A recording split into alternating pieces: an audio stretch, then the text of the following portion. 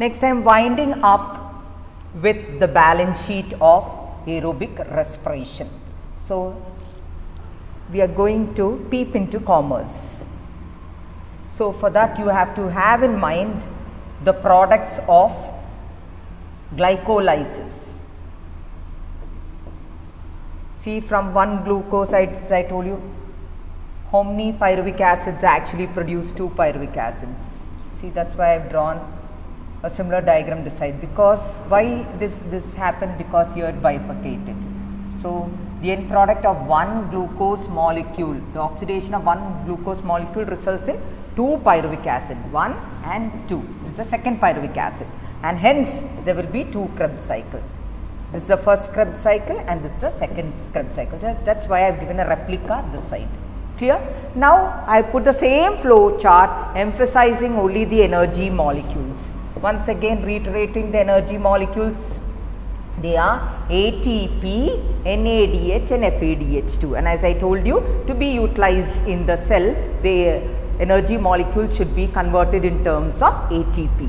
So, first of all we will learn those conversions and then we will go to the balance sheet.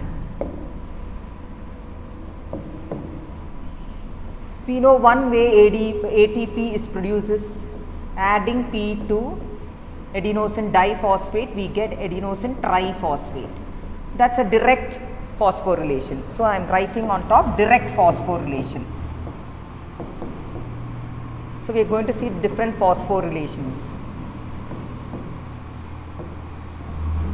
As I told you, in terms of conversion of the currencies. Next,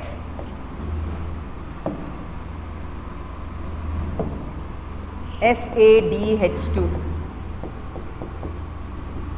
It undergoes oxidative phosphorylation. Very clearly oxidative phosphorylation, and when FADH2 is converted we get 2 ATPs. Remember, 2 ATPs. Then when NADH undergoes again oxidative phosphorylation, we get 3 ATPs. So, remember the conversions, very important.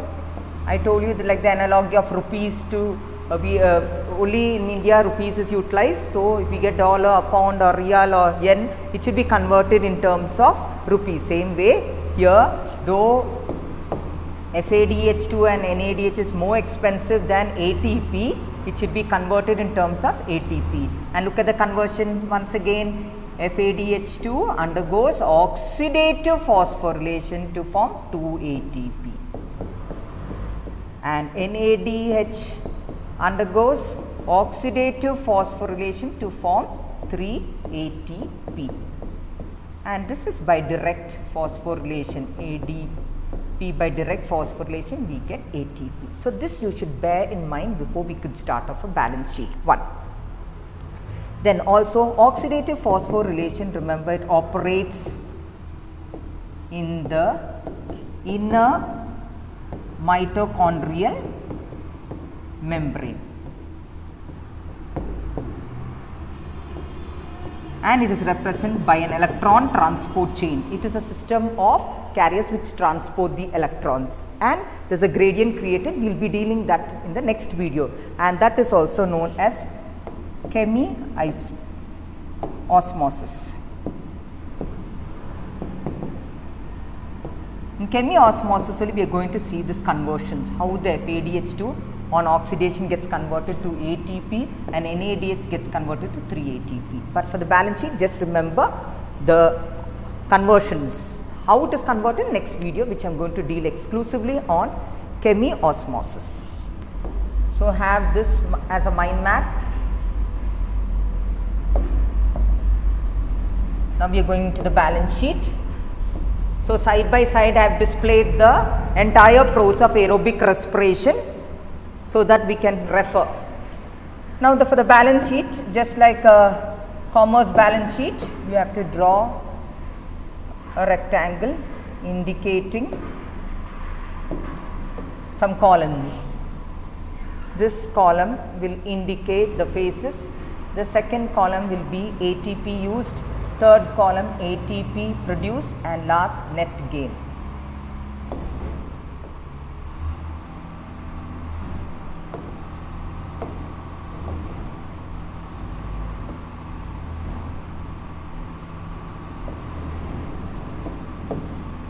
Phases, ATP used, ATP produced, net gain.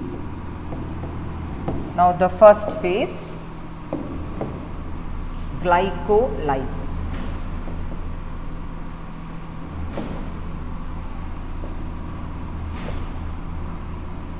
We will enter the details of glycolysis. So, how many ATPs were used? When you look into glycolysis, we can see ATP were used here in step 1 and step 3. 1 and 3 ATP was used. So, how many ATP is used? 2 ATPs. No doubt about it. 2 ATP. Now, how many ATPs were produced? Remember, at 6 and 9 ATPs produced. So, how many ATPs? 2 ATPs. Now, have a proper glance. 2 ATPs. I told you 2 ATPs, but it is of PGAL down.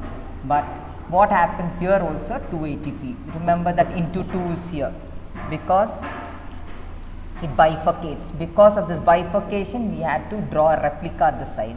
So, which means in glycolysis, here 2 ATP means here also 2 ATP. Remember here ATP is produced as well as here ATP is produced. So, which means 2 and 2, 2 force ATPs are produced.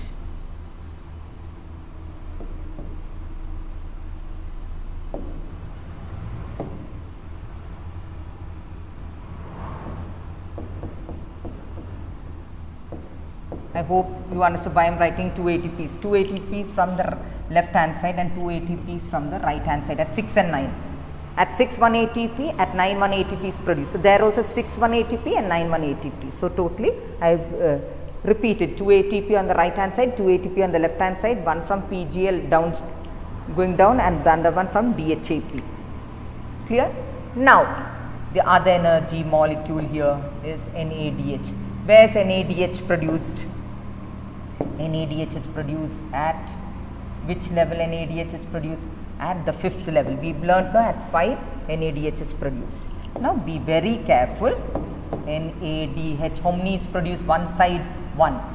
This side 1 NADH is produced, this side 1 NADH. So in the whole of glycolysis, how many NADHs are produced? 2 NADHs. Now very important, this 2 NADHs to be converted in terms of ATP, and I showed you the conversion of NADH, that also you should have in mind.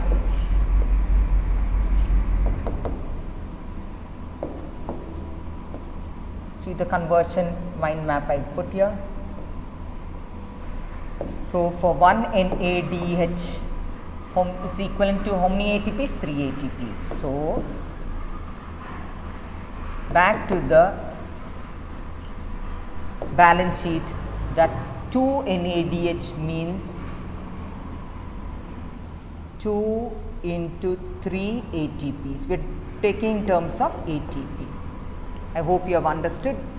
We have to write it in terms of ATP. I am once again writing it. From the entire glycolysis, you know it's 2 NADHs.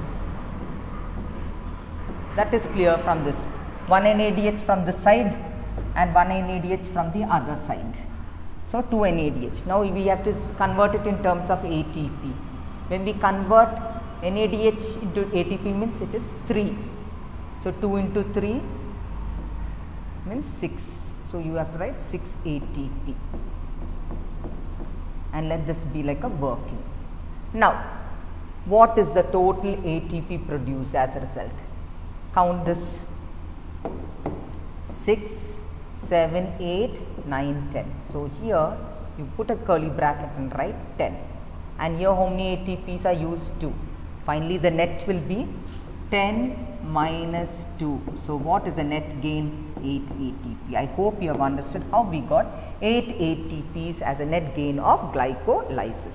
You should remember the pyruvic acid, not 1 pyruvic, 2 pyruvic acid. So, henceforth from fructose 1,6 biphosphate, whatever it is in 2s. So, it is into 2, and also you must talk that NADH and FADH2s in terms of ATP. Next is oxidative decarboxylation. Next phase.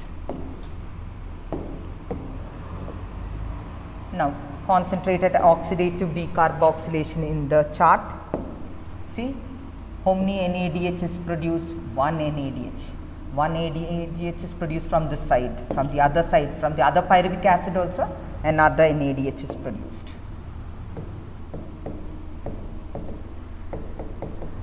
Because 2 pyruvic acids are produced. See, from 2 pyruvic acid, acetyl coenzyme A is produced by oxidative decarboxylation. Here 1 NADH, so 1 here 1 NADH.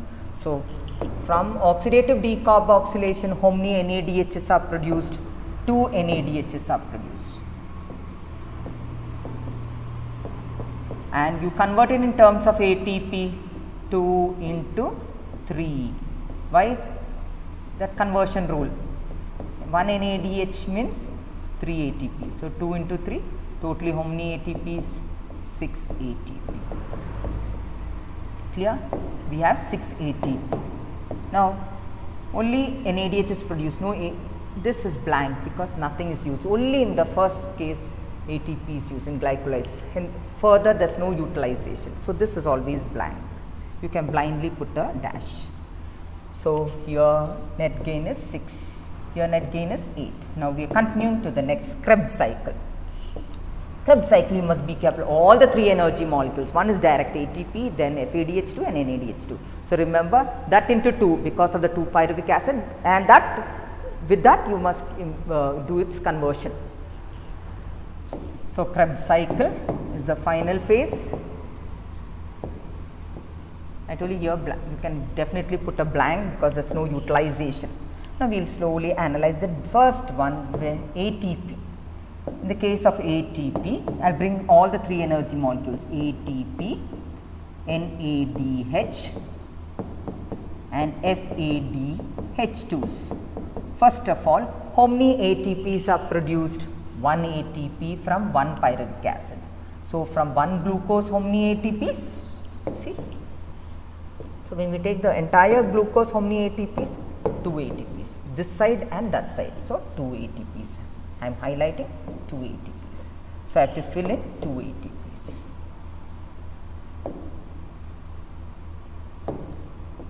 Next, how many NADHs are produced in the cycle, Krebs cycle?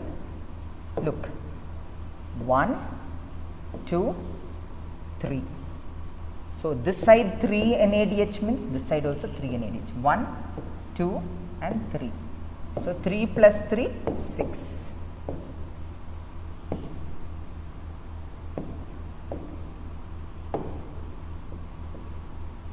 How many FADH2s are produced? Just 1. 1 from this side and 1 from the other side. 1 is from the first Krebs cycle and the second one is from the second Krebs cycle. So, 2 FADH2s are produced. It is not complete, you have to convert it in terms of ATP. So, this should be converted in terms of ATP. So, this 6 into 3, 6 3s are 18 and this 2 into 2, 4. All this should be accommodated in the same column, mine went beyond. Now, you calculate 2 plus 18 plus 4, it becomes 24. I hope you understood this calculation. So, once again I am incorporating everything inside. NADH, FADH2, how many are produced? 2 FADH2, NAD 3, so 6, and that's 6 into 3, 18, and here into 2, 4. So, try to accommodate. So, 2 plus 18 plus 4 gives you 24. So, here we have net gain 24. Oxidative phosphorylation net gain we are having 6, and In glycolysis net gain we are having 8. So grand total, we are ending the balance sheet with the grand total. Grand total 38 ATPs, but we see in the text it's always written 36 ATPs. The reason for that is that NADH that is produced, one NADH is produced inside the cytosol. See, if I put this particular flow chart in the two areas it is occurring. See, we know up till pyruvic acid it is occurring where? It is occurring in the cytosol or cytoplasm. Okay. Then the remaining part occurs in the mitochondria. Okay, so I have given the shapes also. With the shape also you can understand. So you can see the conversion of glucose to pyruvic acid. So from one glucose molecule we are getting 2 pyruvic acids. That happens in the cytoplasm. And this pyruvic acid gets into the mitochondria, which that's indicated in the oval, and that continues what is oxidative decarboxylation and Krebs cycle. Now we know where this oxidative phosphorylation is occurring. If I draw 2 layers of the mitochondria, now I am indicating the inner membrane with yellow. So it is found that in the inner mitochondrial membrane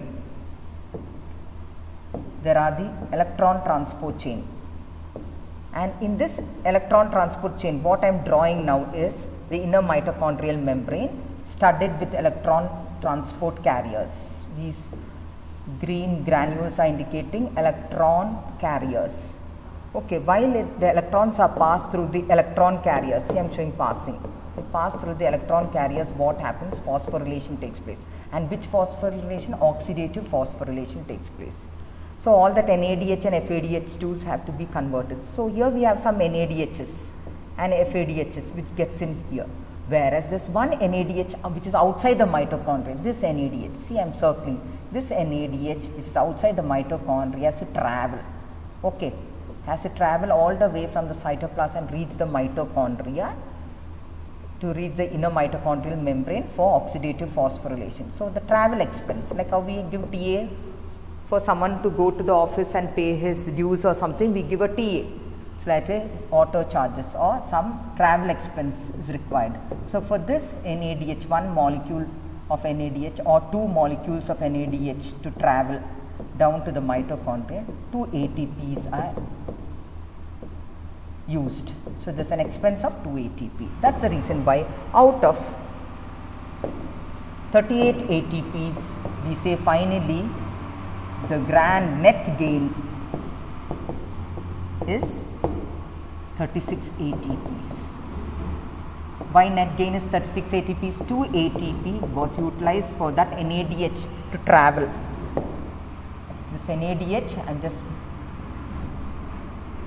NADH is traveling from where? From the cytoplasm into the mitochondria. This travel experience, this travel expense incurs 2 ATP. So for this NADH to travel from the cytoplasm to the inner mitochondrial membrane for oxidative phosphorylation, for it to get converted into the currency ATP, the expense for this traveling was 2 ATP. That's how we get the net gain as 36 ATP. I hope you have understood with the help of the balance sheet. So don't forget, when you start off with the balance sheet, you should have in mind the conversions. So this table is also warranted. Very, very important table, how the FADH2s and the NADH are converted into in terms of ATP by oxidative phosphorylation. Only after understanding that you can be able to fill in your balance sheet. I hope you have understood today's portion. It's actually very easy if you understand. Thank you.